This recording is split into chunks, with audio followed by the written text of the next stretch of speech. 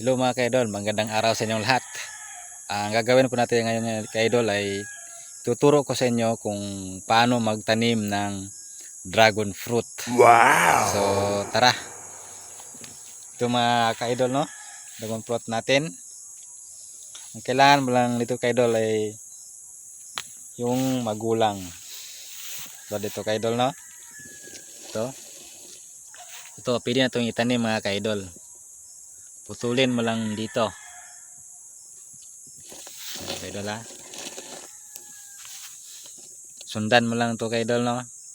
Kung paano magtanim ng dragon fruit.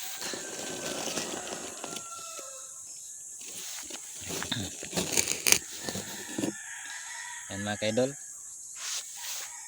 Putulin na itong tangkay mga ka-idol. Ito ka-idol. Kasi wala tayong pamputol. Ito na lang yung gamitin natin ka-idol, no?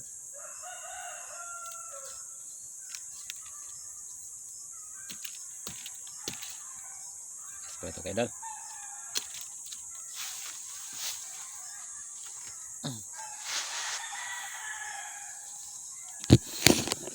Ayan mga ka-idol. Ito yung tatanim natin, no?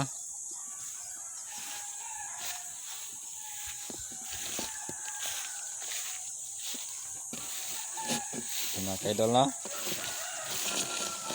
Ito na po yung tanim natin, no? So sundan mo lang to ka-idol, no? Paano to itanim? Madami pang damo ito ka-idol. Ka-idol. So kailangan ka-idol, so kailangan ka-idol hanggang dito lang yung lupa niya, no? Hanggang dito lang, dito. Huwag masyadong mataas nito kasi mabubulok to eh. So tara. Hanggang ganyan lang ka-idol, no? Sample lang to ka-idol, no? Yan. Yan ka-idol.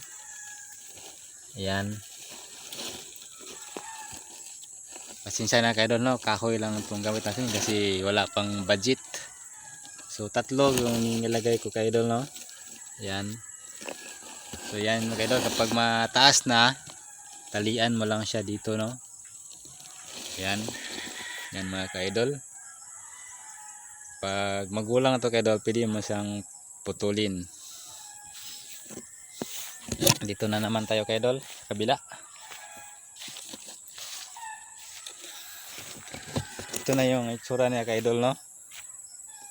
Yan, may gulong na.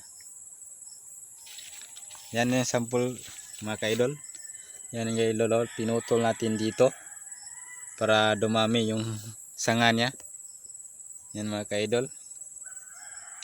So malapit na itong mamunga ka-idol, no? Kasi mahaba na. Ganun lang mga ka-idol, no?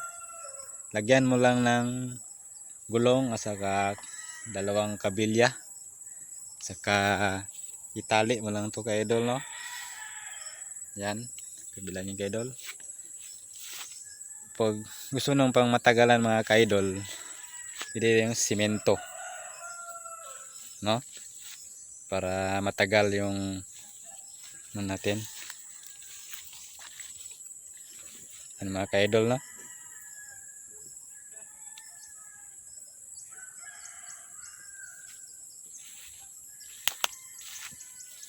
Yan. So maraming salamat mga ka-idol.